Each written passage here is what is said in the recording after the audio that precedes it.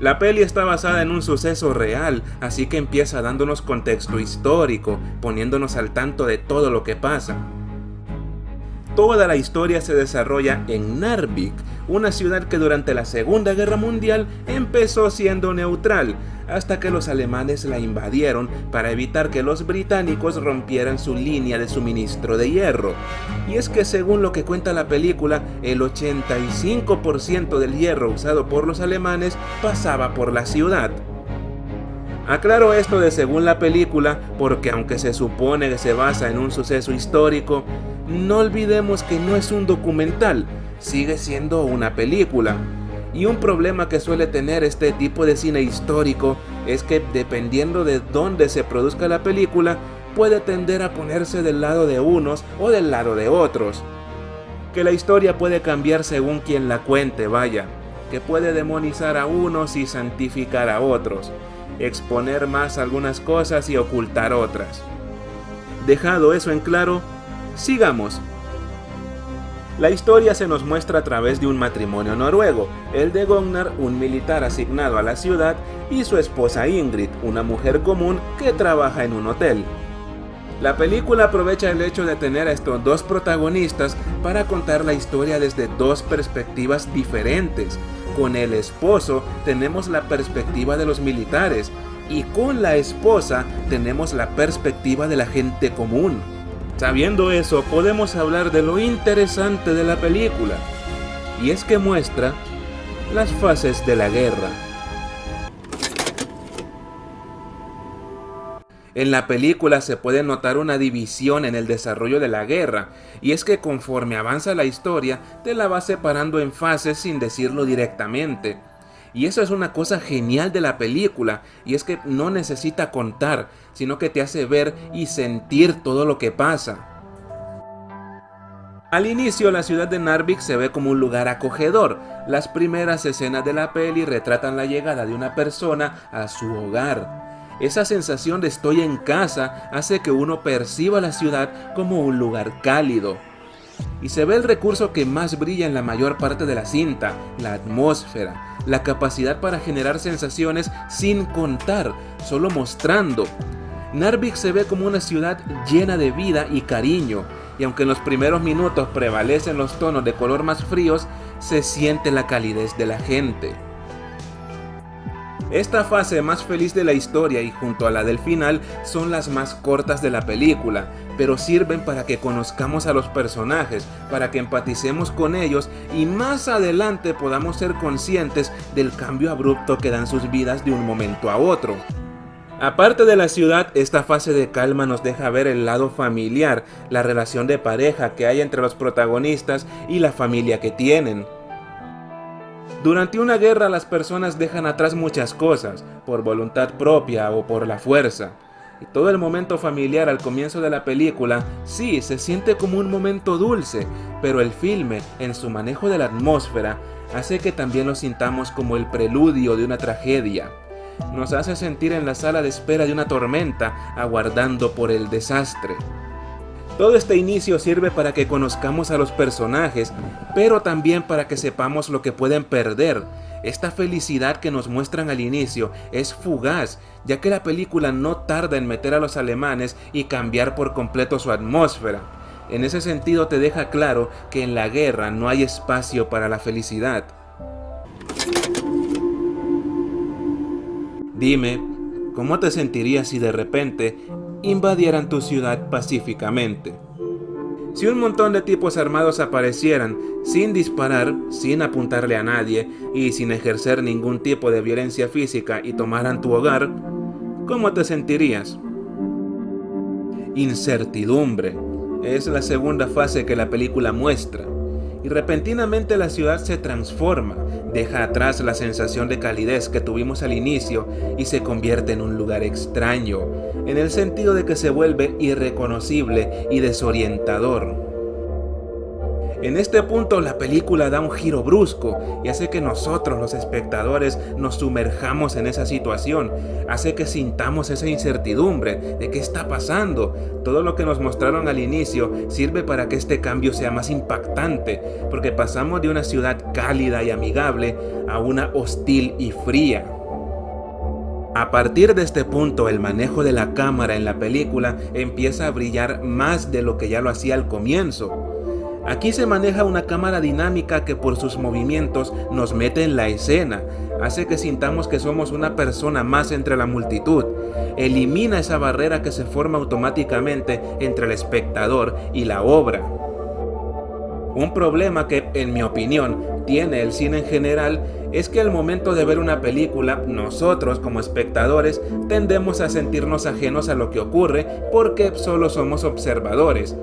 Vemos lo que los personajes sienten, pero no lo sentimos nosotros. Narvik resuelve este problema usando la atmósfera y la cámara. Los movimientos de la cámara, el cómo sigue a los personajes y se mete en lugares que nos dan perspectivas distintas, hace que formemos parte de la escena. Un punto muy fuerte de Narvik es que narra su historia de una forma muy visual. No recurre a diálogos de exposición que al final arruinan el ambiente. Te dice todo a través de la ambientación. Un ejemplo es la primera vez que aparecen los alemanes. Toda la ciudad está oscura y cubierta de niebla, dándole un aire fantasmagórico, y la cámara se mete entre los soldados noruegos, haciéndonos sentir uno más de la multitud. Y finalmente, cuando vemos a los soldados alemanes, parecen espectros saliendo de la niebla. Si hay dos palabras que pueden definir a toda esta parte de la película, son incertidumbre y opresión. En una guerra que no esperabas, con un enemigo que está armado pero que no te dispara y que se apodera de tu hogar, lo único que sabes es que no sabes qué va a pasar. Se respira un aura opresiva mientras la película nos muestra cómo se vive a las puertas de la guerra. Por un lado, los soldados comunes solo obedecen las órdenes de sus superiores sin saber nada más, y por el otro, los civiles viven asustados en su propia ciudad. En este momento la película se parte en dos: el soldado que es arrastrado a una lucha que no sabe por qué ocurre, y por otro lado, la mujer que se queda en la ciudad sin saber qué va a pasar con ella o qué va a pasar con su familia. Si algo hace la película es mostrar la impotencia de sus personajes. Están ante un conflicto mucho más grande que ellos y no pueden hacer otra cosa que solo esperar, ser arrastrados. La guerra es en cierta forma como un agujero negro que se traga a todas las personas a su paso, sumergiéndolas en su oscuridad. Ese es el retrato de esta película sobre la guerra. Un agujero negro insaciable que consume las vidas de las personas. En la guerra, la vida no importa. Esta es la parte más cruda de la película, no porque muestre mucha sangre. De hecho, la película no es violenta en ese sentido. Es cruda porque muestra lo poco que se valora la vida humana durante la guerra. En un conflicto armado lo que importan son los intereses. Las facciones que participen buscan su beneficio y no les importa nada más. Las muertes son solo un número en un reporte, un daño colateral necesario con tal de obtener lo que se quiere. La película muestra eso, la insensibilidad de ambos bandos y cómo no les importa destruir todo. Se destruyen los edificios, pero también se acaban destruyendo a las personas, y muestra el engaño que es la idea de luchar para proteger. La película aprovecha que uno de sus protagonistas es un militar para mostrar la forma en que les mienten y cómo los manipulan para hacer que peleen. Las emociones son un motor muy fuerte para que una persona haga algo. Si logras dirigir esas emociones a donde tú quieres, puedes conseguir que las personas te obedezcan. Manipulando las emociones y la percepción de las personas, se consigue que piensen de una forma determinada. Puedes convertir a una persona que solo quiere regresar con su familia en un soldado dispuesto a luchar arriesgando su vida. En este punto, la atmósfera pasa de ser opresiva a ser lúgubre. Las personas solo pueden esconderse y temer por sus vidas, y muestra que la guerra mata a las personas en más de una forma, les quita sus vidas, termina convirtiéndolas en víctimas o en meros instrumentos para mantener una lucha. Niños, ancianos, personas inocentes que no saben ni por qué se pelea, ninguno de ellos importa, solo importa ganar, nada más. Al final, solo queda dolor. Se muestra lo que deja la guerra, pura destrucción. Los soldados regresan a casa rodeados de la alegría de la victoria, y desde su perspectiva han protegido a su hogar. Sí, hay algunos daños, pero la gente los recibe como los héroes que creen que son. Esta ilusión de heroísmo y de regresar de la batalla al hogar que protegiste dura muy poco. En el momento en el que llegas a casa, te das cuenta de la verdad. En la guerra no se protege nada y solo se pierde todo. La gente muere en más de una forma y la película muestra esto enseñando cómo las personas pierden sus casas y sus familias, en un punto incluso pierden su libertad. Toda esta última escena representa la verdad de la guerra, que todo el mundo muere.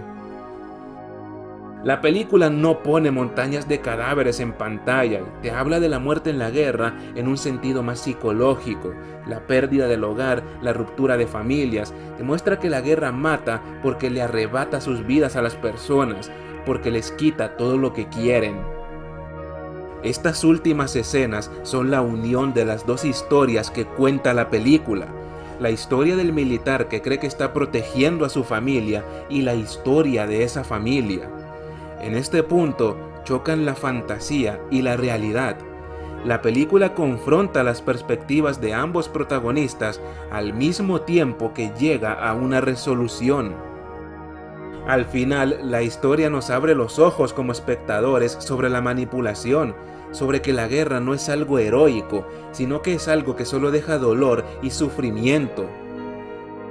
La guerra es ese agujero negro que se traga las vidas de las personas, que aunque no mueran físicamente, las destruye al quitarles todo. Narvik muestra qué es en realidad la guerra.